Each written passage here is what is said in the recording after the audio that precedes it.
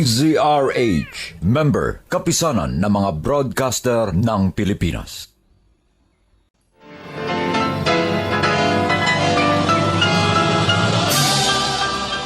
Buong karangalang inihahandog ng DZRH para sa bagong milenyo.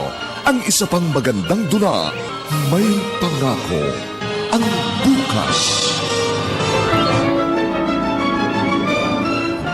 Bakit hanggang ngayon sinisisi niyo pa rin ako? Hindi ko ginusto ang nangyari. Alam ng Diyos na saktan din ako tulad ninyo. Pero anong magagawa ko? Hindi ako ang may hawak ng buhay ng tao! May pangako ang bukas. Kasaysayan ng mga kaluluwang lupaypay na ang pusong hapong-hapo sa tindi ng malabis na pagdurusa. Subalit sa kabila ng lahat, huwag kalilimutang paglipas ng isang dapit hapon ay sisikat ang araw na magsisilbing tanglaw sa sinumang tinakasan na ng kawalang pag-asa. Dahil sa likod ng mga hinagpis ay may naghihintay na ligaya. Sa bawat kabiguan ay may makakamit na tagumpay, laki pang pangarap na sa bawat himaymay ng laman ay muling mabuhay ang dugong nananalaytay sa mga ugat at unti-unting mauusal ang mainspirasyong mga katagang. May pangako ang bukas. May pangako ang bukas. Isa na namang natatanging dulang pangradyo na inyong aabangan at kalulugdan, mag-iiwan ng mga magagandang halimbawa at aral. May pangako ang bukas.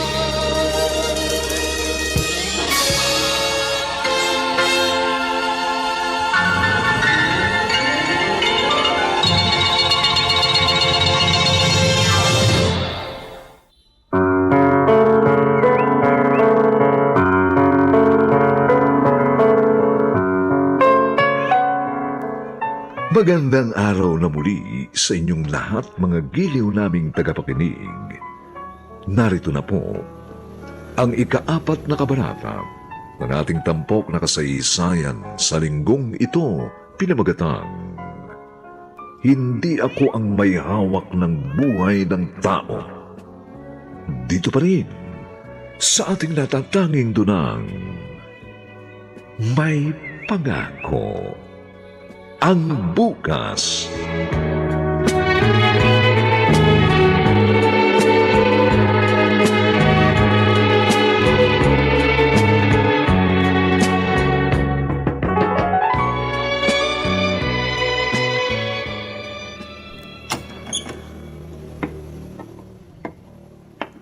Ani? Ani, tulog ka na ba? Tita, bakit po?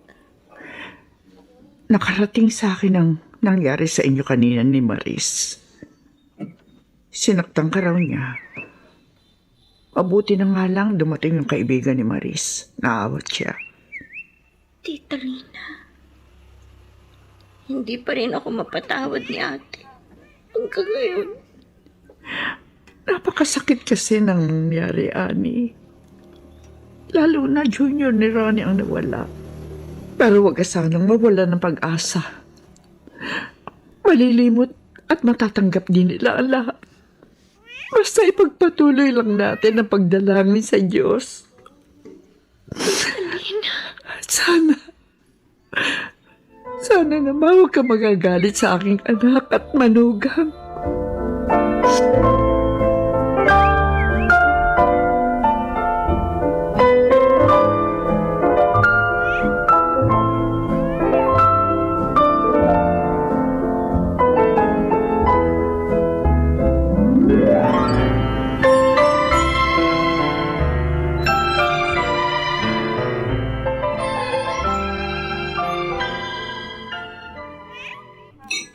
Ani, hindi mo ginagalaw ang merienda mo. Pasensya ka na, Denver. Naalala ko lang kasi sina ate. Para hindi masira ang trabaho mo, iwan mo sa bahay ang problema mo para makafocus ka. Sinisikap ko namang gawin. Pero minsan, talagang pumapasok sila sa isip ko. Tulad ngayon. Buti na lang mo kahit galit sa yung pinsan mo at asawa niya, marunong namang umunawa ang tita Lina mo. Alam mo, si tita na nga lang ang nagpapalakas sa loob ko. Nakakalungkot naman. Hindi pala ako kasama sa mga nagpapalakas ng loob mo. Ha? Pasensya ka na. Ang ibig kong sabihin, doon sa bahay. Oh, you don't have to explain. I understand. Kaya nga, kahit may gusto kong sabihin sa'yo, minabuti kong ipagpaliban na lang. Saka na lang. Kapag nalutas na ang mga problema mo. Ano ba yun? Sige na. Ang page yun? Hindi, ito. Ayan. Sige na, kumain na tayo. Sige na. Oh, sige na. Kumain na tayo. Masarap yung merienda natin na yan.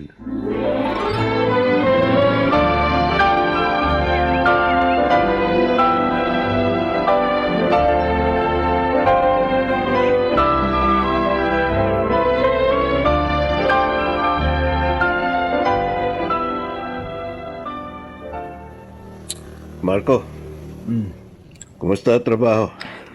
Mabuti naman. Pero mas mabuti sana kung kasama ka na uli namin. Hindi na ako babalik nun. Nawalan na ako ng gana magtrabaho. Bro, alam kong masakit ang pinagdaraanan mo. Kahit hindi pa ako naging ama, alam kong mahirap yan.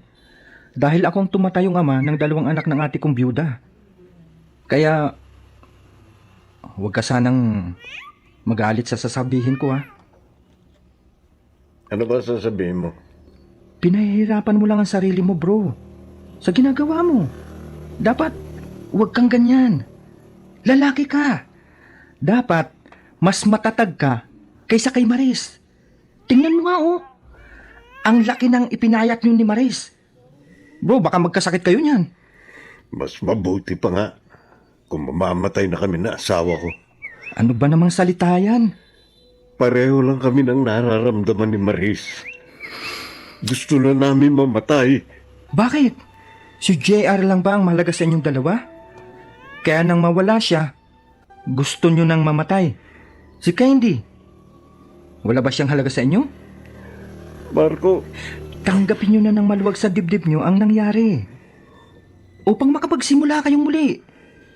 Kasama ang inyong bunso. Bro, kailangan niya kayo.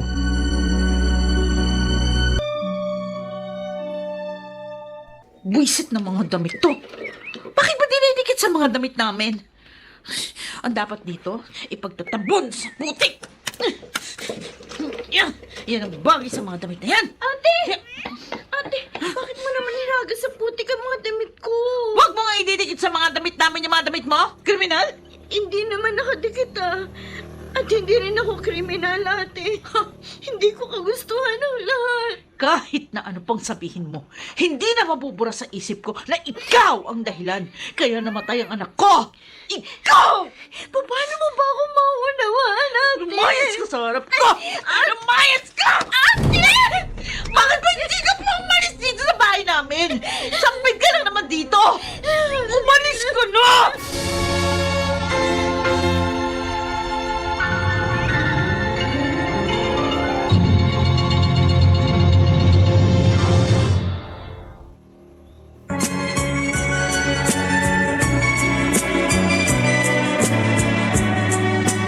At ngayon, balikan natin ang tampok na kasaysayan sa ating dulang. May pangako ang bukas.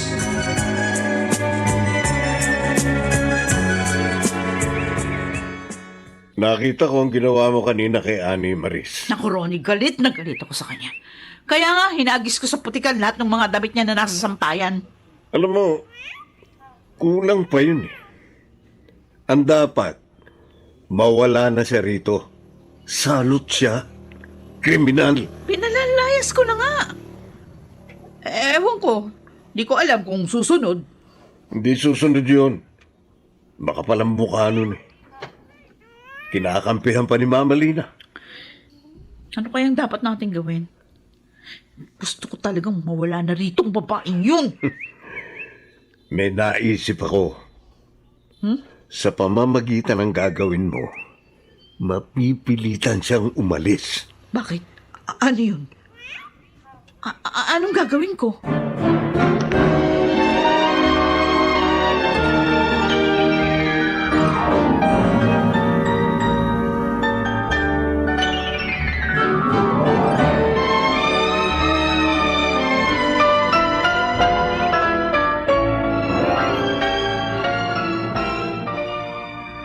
Oh, Ani, narito na tayo sa park.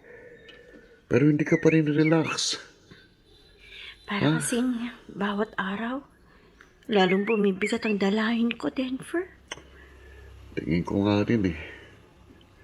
Ano kaya kung umalis ka na doon? Ano? Lilipat ako ng bahay? Sa ngayon, yun lang ang nakikita kong solusyon eh, para mapalayo ka na sa gulo. Hindi, Denver. Ayoko. Pero Ani, lagi ka na lang nilang sinasaktan. Lalo na kapag wala ang tita mo. Lalo lang nila ako hindi mapapatawad pag umalis ako. At saka ayaw ko silang iwan. Pamilya ko sila. Pero Ani, Basta, hindi ako aalis. Sisikapin ko pa rin ipaunawa sa kanilang panig ko. Magtitiis pa rin ako.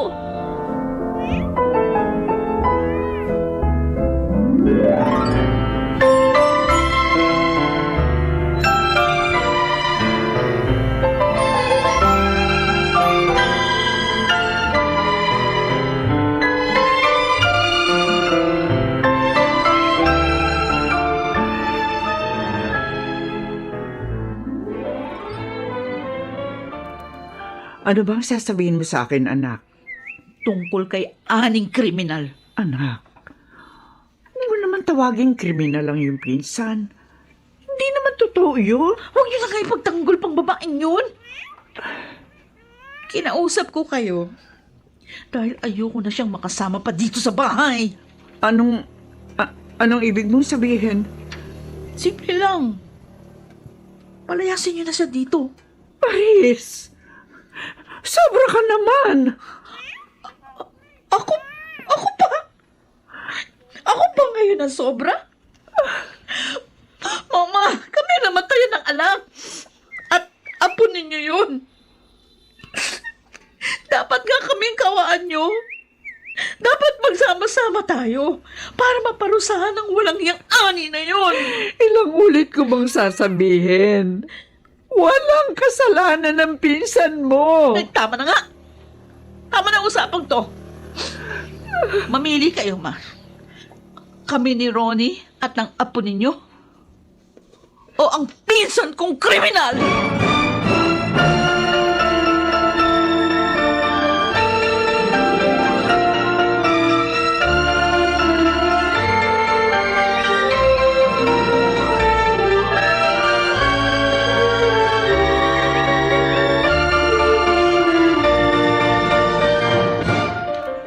Ate Maris, pwede ba tayong mag-usap?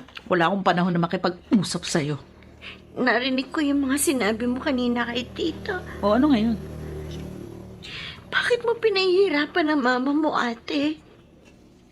Magulang mo siya. Hindi mo dapat pahirapan ng kalooban. Ate! Unang pa yung sampal na yan. Sa mabigat mong kasalanan sa akin. Wala kang karapatan na pagsabihan ako, ha? Dahil ikaw ang sumira sa maligayang pamilya na ito. Ate! Wala kang utang na loob. Kung nalaman ko lang na pababayaan mo anak ko, na mamamatay sa kamay mo, hindi ka na lang sana namin tinulungan. Bakit hanggang ngayon sinisisi niyo pa rin ako? Hindi ko ginusto ang nangyari. Alam ng Diyos na saktan din ako tulad ninyo. Pero anong magagawa ko? Hindi ako may hawak ng buhay ng tao!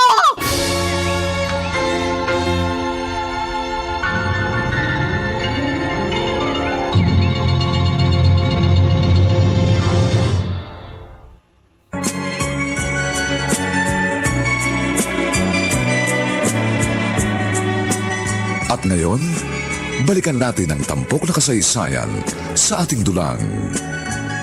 May pangako ang bukas.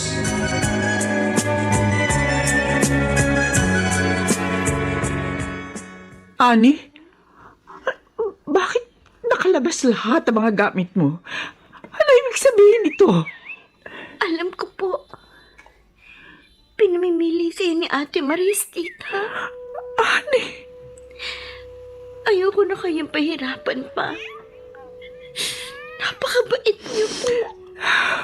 Ani, Tama na sa akin ang malasakit at pagmamahal na ibinigay ninyo sa akin.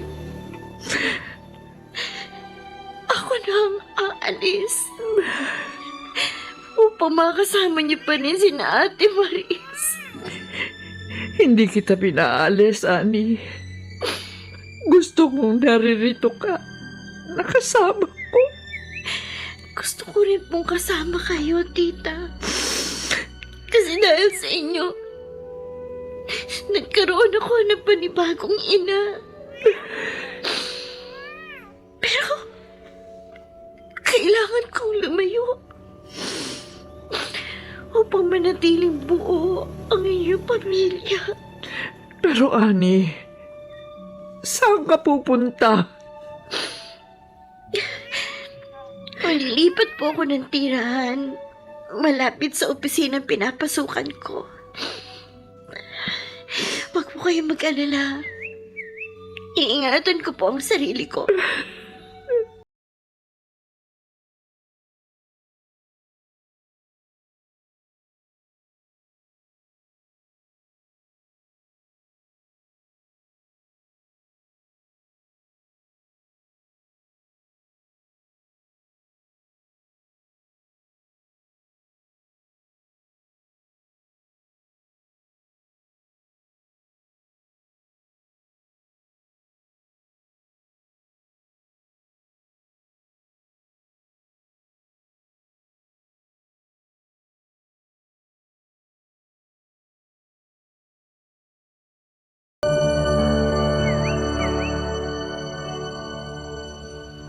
O ano, Ani?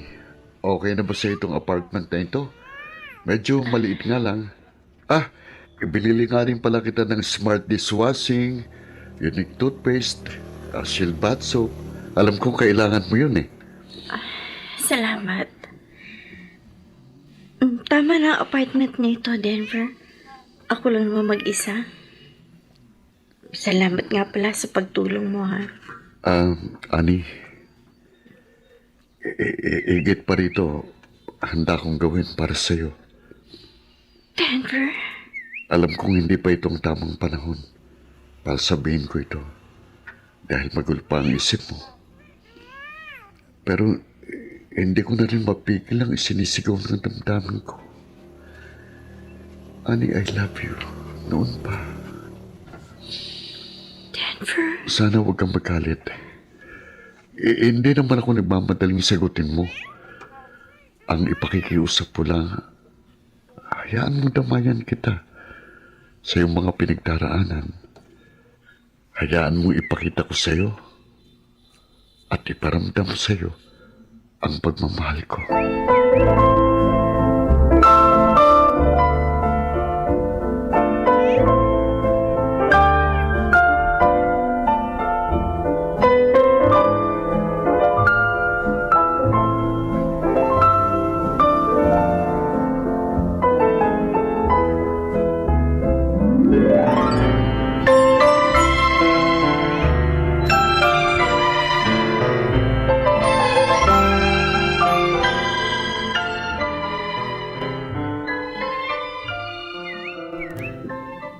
Napakatahimik ng buong kabayan.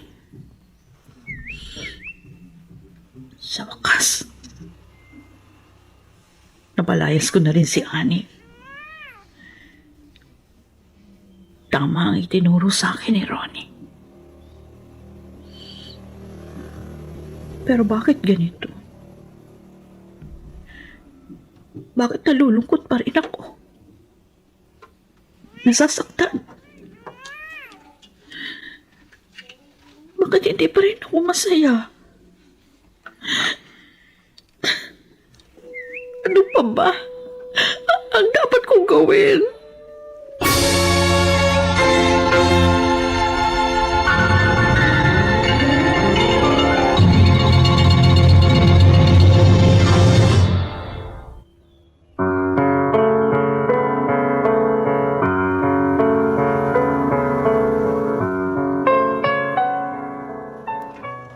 Magbalik pa kayang muli ang kaligayahan sa tahanan ni Lina?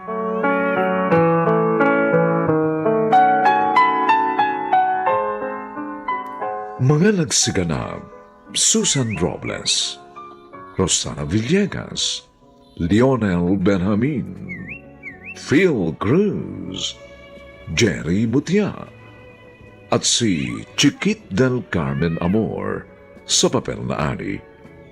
Nilapatan ang tunog ni Bernie Bascao sa musika ni Buboy Salonga. Superbisyong teknikal ni na Eric Lucero at Bong Muyar. Ang kasaysayang ito'y mula sa panulat ni Thelma Corporal Alcantara at sa direksyon ni Roberto Bobby Cruz. Ito po ang inyong kaibigan June Martin Legaspi, nagaanyayang huwag po ninyong kaliligtaang sundan at pakinggan ang mainit at kapalapalabik na huling kabanata ng kasaysayang ito. Hindi ako ang may hawak ng buhay ng tao. Dito pa rin, sa ating natatanging dunang, may pangako ang bukas.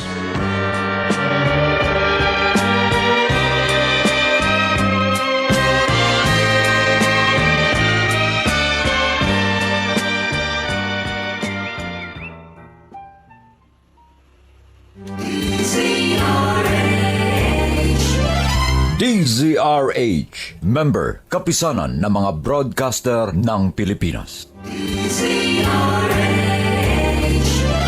DZRH, member, kapisanan ng mga broadcaster ng Pilipinas.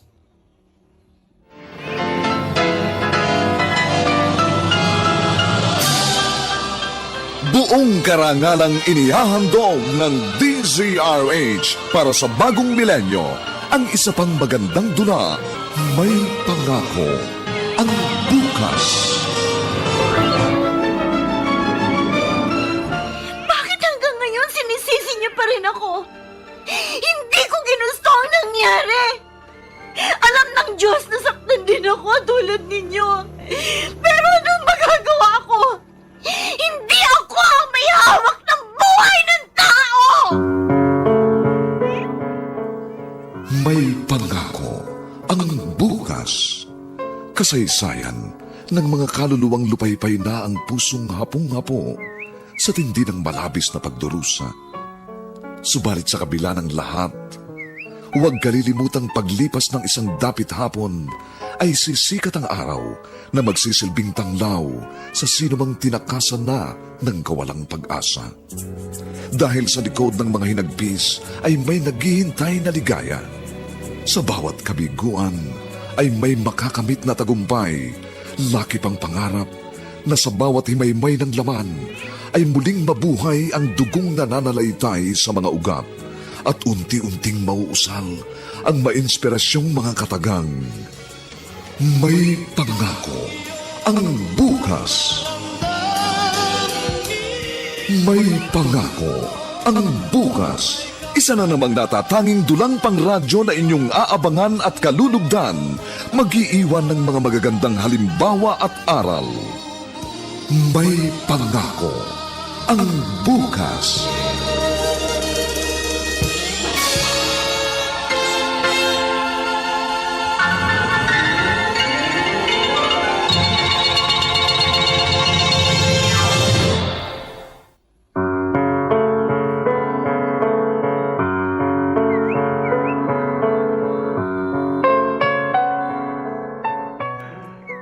Magandang umagang muli sa inyong lahat, mga kaibigan.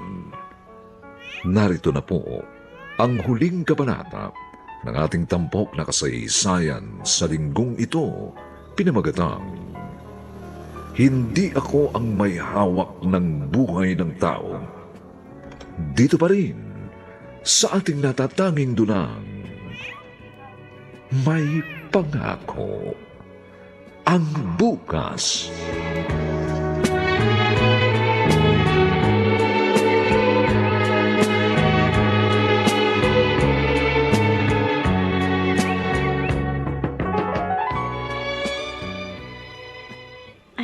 Nagluto ako ng masarap na hapunan, Denver. Oh? Dito ka na kumain. Malungkot kasing kumain mag-isa eh. Oo ba? Masama raw itong mag-isa, Gracia. Lumalabo ang mata. Kaya hindi ko tatanggihan yan. Asa nga pala, binili kita ng Shield Bath Soap. Maganda to. Gamit namin ito sa bahay. Napakabango.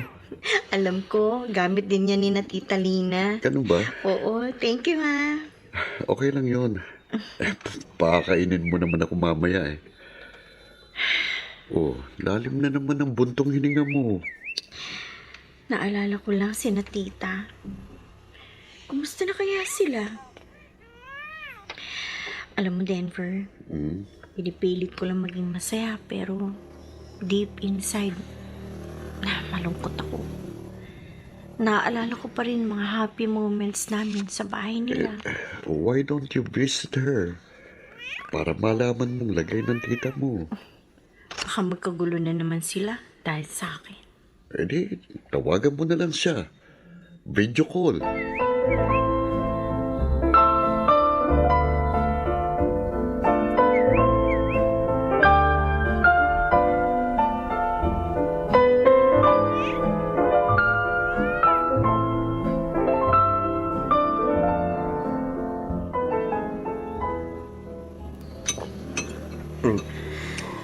Hindi ka kumakain, Maris. Masarap ng dala kong pagkain. Ikaw na lang. Wala akong ganang kumain. Doon muna ako sa kwarto. Sandali. Lagi ka na lang ganyan. Walang gana, malungkot. Pareho na lang kayo ni Mama Lina. Dapat nga, magsaya na tayo. Dahil wala na rito pinsan mo. Nakaganti na tayo sa kanya. Bakit ikaw? Masaya ka na ba? Kumpleto na ba uli buhay mo? Maris, Bumalik ka na ba sa dati? buwisit ang bahay to. Ayoko na rin kumain. Tapa mo na lang yan.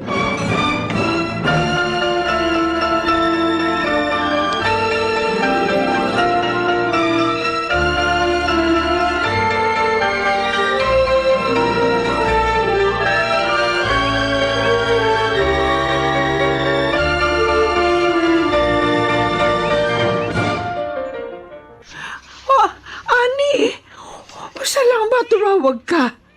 Ang tagal mo namang hindi tumawag. Wala na tuloy akong balita sa'yo. Pasensya na po, Tita. Iniiwasan ko lang na magkagulo po ulit kayo dahil sa akin. Oh, ano? Kumusta ka na, pamangkin? Kumakain ka ba ng maayos diyan sa tirahan mo? Ha? Tita, madalas ko po kayong naaalala. Kayo ni Ate. At ang mga masasaya pa natin pinagsamahan. Lagi rin kitang naiisip eh. Sana naman dumating ang panahon. Muli ka namin makasama. Miss na miss ko na po kayo, Tita Lina. Lalo naman ako, Ani. Basta, huwag tayong tumigil sa pagdalangin. Kahit hindi ka namin kasama.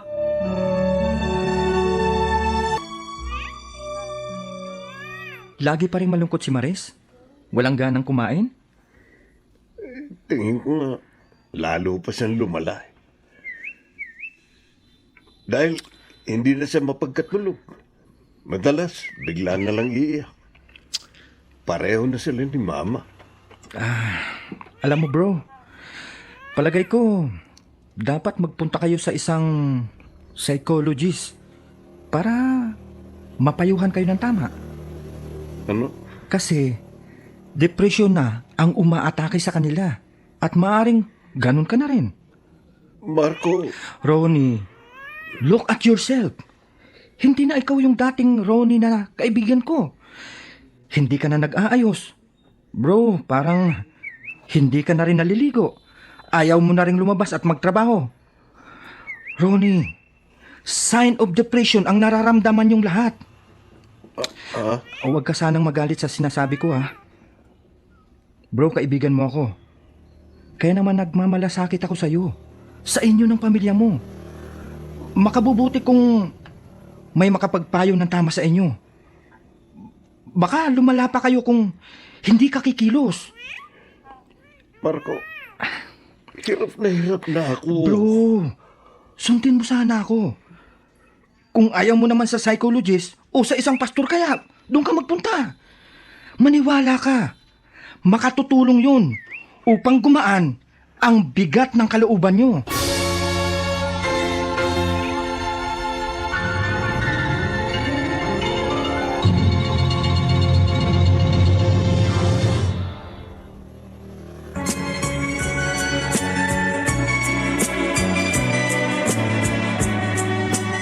At ngayon, balikan natin ang tampok na kasaysayan sa ating dulang. May pangako ang bukas.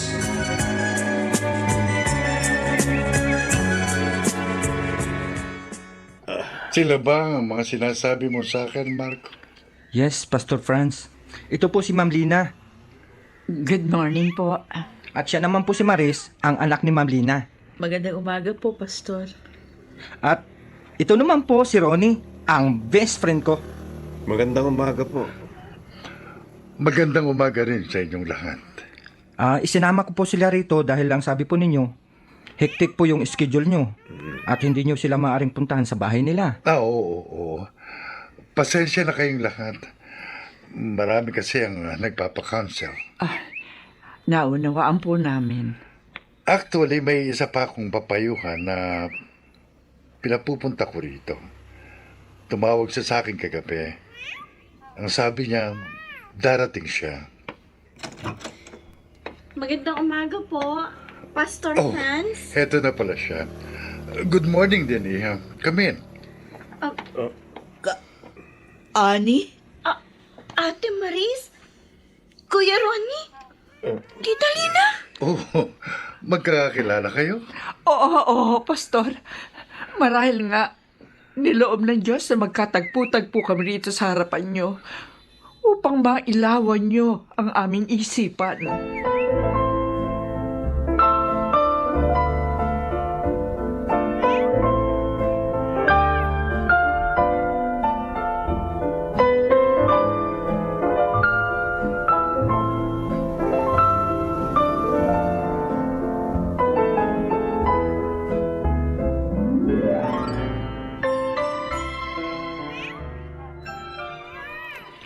Ngayon, alam ko na ang problema ninyo.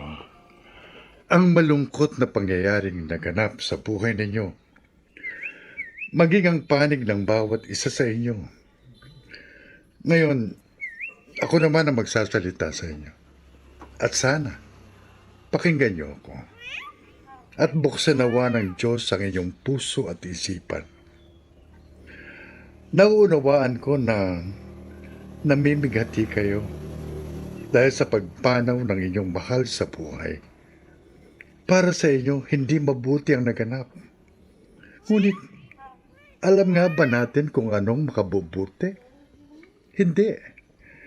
Dahil ang tunay na nakaaalam ng makabubuti ay ang Panginoong Diyos lamang. Kaya lang, kapag ginagawa na niya ang mabuti, tumututol ang tao. Ayaw pasakop sa kanyang kalooban. Para bang mas marunong pa sila sa Diyos na lumalang. Ganong hindi naman nila batid ang mangyayari sa kinabukasan. Katulad ni JR, may nakababatid ba sa inyo kung sa kanyang paglaki hindi siya maliligaw ng landas? Wala, hindi pa. Ang Diyos lang ang nakakaalam kung ano ang mangyayari. Kung ganun, bakit kayo tumututol ng kinuha na niya? Samantalang ang buhay naman nating lahat ay galing sa Kanya. Pastor? Maraming paraan upang mapagtagumpayan ang nararamdaman ninyong depression. Subalit ang pinakamabisang paraan ang ibig kong ibahagi sa inyo. Ito ay ang pagbubukas ninyo ng inyong puso sa Panginoong Diyos. Ilagak niyo sa Kanya ang nadarama niyong kabigatan at hilingin ninyo na turuan niya kayong tanggapin ang Kanyang kalooban. Patawarin ninyo ang mga may pagkukulang sa inyo, pagkat tayong lahat ay Kanyang pinatatawad at pinagpapasensyahan. Pastor Franz, Dapat niyo malamang inutos din niya na piliin natin ang maging maligaya. At magagawa lamang natin ito kung tayo ay magpapasakop sa Kanyang kalooban at magiging mapagpatawad. Mula nang umalis tayo sa bahay pastoral, hanggang ngayong narito na tayo sa bahay, wala kayong kibo. Nalulungkot pa ba kayo, mga anak? Hindi na po, Mama. ako rin po, Mama Lina. Ang totoo nga niyan, magaan na ang damdamin namin. Ang iniisip po namin ay kung paano itutuwid ang nagawa namin pagkakamali kay Ani. Kanina nga, gusto ko na sana siyang pigiling umalis eh. Gusto ko na sanang humingi ng tawad. Oh, bakit hindi mo ginawa, anak? Dahil iniisip ko, gawin po yun dito. Dito sana sa bahay. Sa lugar na kung saan naging napakasaya nating lahat.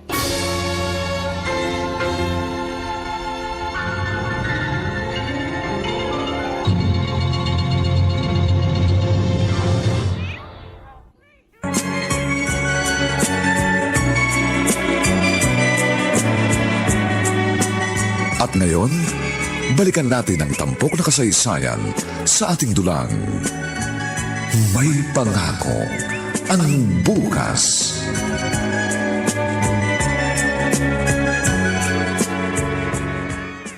Ani, ang daming pagkain yung dala mo ah. Saan mo yahatid yan? Kina tita, Denver? Pupunta ka ron ngayon? Oo, magaan ang damdamin ko. Kaya naipasya ko na humingi ulit ng tawad kina ate. Pwede ba kitang samahan? Oh, dapat. Dahil magtatampo ako sa'yo pag hindi mo ako sinamahan. Ani? Sabi ko sa'yo, magaan na ang loob ko. Kaya gusto ko na rin buksan sa'yo ang aking puso.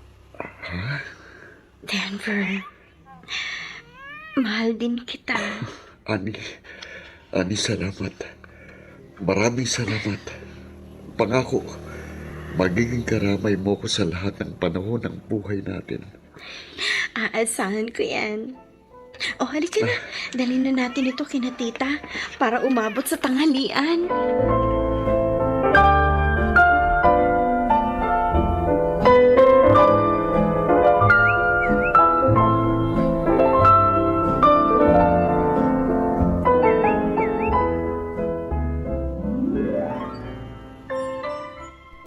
Ani, narito ka? Oo, ate. May dala ako mga pagkain. Mga paborito ninyo. Baris, handa na ako. Ani? Ako nga, Kuya Ronnie. Hihingi sana ako ng tawad sa inyo. Alam mo ba pupuntahan ka talaga namin ngayon, pamangkin? Para magkausap tayong lahat? Oo nga, pinsan, totoo yun. Ibig bang sabihin ito, ate? Hindi na kayo galit sa akin? Hindi na, pinsan. At patawarin mo kami sa mga maling ginawa at sinabi namin sa iyo. Salamat, Diyos ko. Naunawaan din ninyo ako. Naunawaan din ako ng mga mahal ko sa buhay. Dininig niya tayo, pamangkin. At ngayon, muli nang magbabalik ang saya sa tahanang ito. Oo, ate. At sama-sama nating sasalubungin ang pangako ng bukas.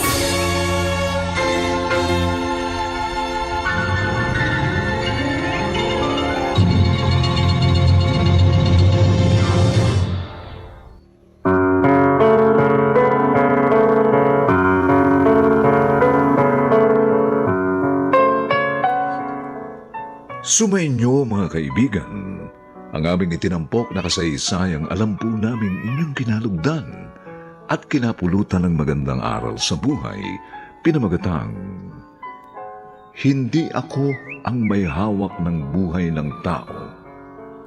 Samantala, ang mga bituin ng radyo na nagbigay buhay sa ating pagtatanghal ay sina Susan Robles, Rosana Villegas, Lionel Benjamin, Phil Cruz, Jerry Mutia, at si Chiquit del Carmen Amor sa papel na Annie. Nilapatan ng tunog ni Bernie Bascao sa musika ni Buboy Salonga. Supervisyong teknikal ni na Eric Lucero at Bong Buyar.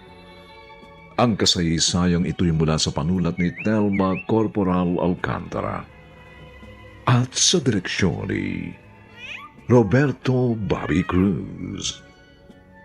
Ito pong muli ang inyong kaibigan June Martin de Gaspi, nag-aanyayang sa susunod, muli po namin kayong hahatdan ng isa na namang bagot na ibang uri ng kasaysayan. Dito pa rin sa ating natatanging dunang May Pangako ang bukas.